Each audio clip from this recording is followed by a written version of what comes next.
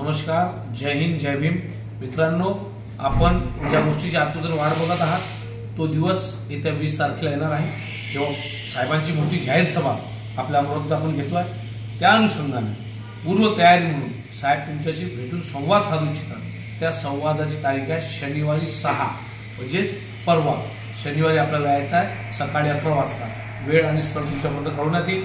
सर्व जेवढे तालुकाध्यक्ष आहेत, जिल्हाध्यक्ष आहेत, त्यासोबतच सर्व पदाधिकारी, मग ते कोणत्याही पदावर असो, महिला आघाडी असेल, वंचित बहुजन आघाडी असेल, युवा आघाडी असेल, सम्यक विद्यार्थी आंदोलन असेल आणि बौद्ध महासभेच्या माझ्या सर्व कार्यकर्त्यांना माझी नम्र विनंती आहे, पूर्व तयारीसाठी आपण सर्व पदाधिकाऱ्यांनी यायचं आहे आणि भूतो न भविष्यती अमरावतीच्या इतिहासातली ही जाहीर सभा आपल्याला घडून आणवायची आहे.